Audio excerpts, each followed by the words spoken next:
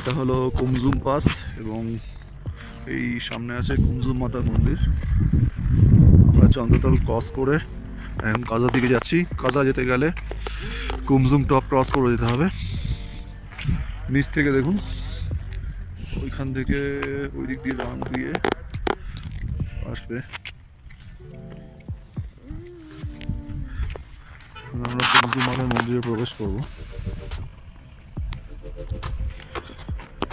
কুমজুম মাতার টেম্পল, মা কুমজুম।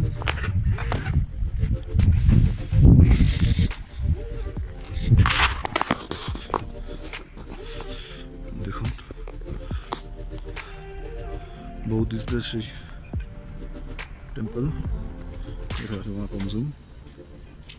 খুবই সুন্দর একটা পরিবেশ।